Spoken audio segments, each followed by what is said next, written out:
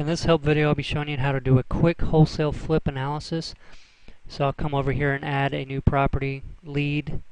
We'll name this one 123 Wholesale Lane.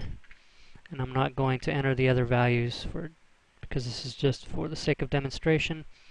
I'll come up and click the deal analysis.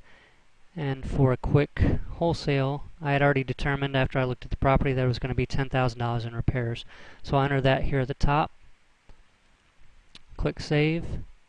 And closing costs, I'll have my end buyer pay those. Holding costs won't have any. I'm wholesale flipping it. So I go to the Analyze. And in the Analysis portion, I will click on the second choice, which is I want to analyze this property as a wholesale flip. The ARV I had determined based on comps to be $150,000. And the desired profit will be the end buyer's desired profit. You can put in a value here or a percentage. And a lot of end buyers want, 30% of the ARV. So you tab out of that. And it automatically puts in $5,000 here because it had defaulted to a $100,000 purchase price. So based on the $150,000 ARV and the buyer's desired profit of $45,000, $5,000 was all that was left. But I want my wholesale fee to be $15,000. And that was actually a negative because it's red.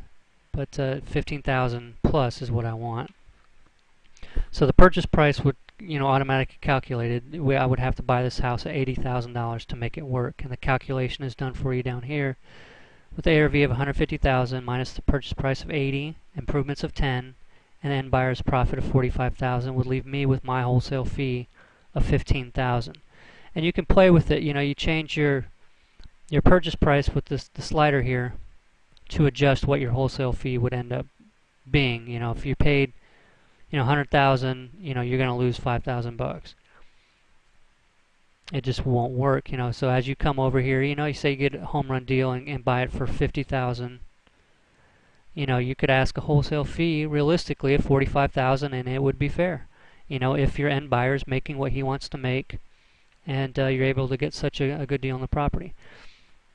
Now, if you determined that you wanted to make the 15,000 was the least for a wholesale fee on this one, which is pretty darn good, but if that's what you wanted to make, and that was kind of your limit, then 80,000 would be the most that you could pay for it. So you can check set as max offer, and now down here it'll display that as the maximum allowable offer. So when you hit save, all this calculation, these values will be saved and your maximum allowable offer will be saved.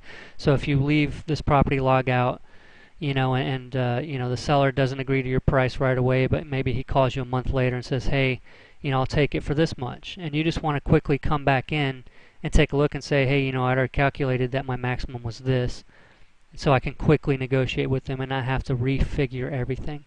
So it saves a lot of hassle and keeps track of everything for you, because when you start doing a lot of leads, there's a lot to keep track of. So hopefully this will help.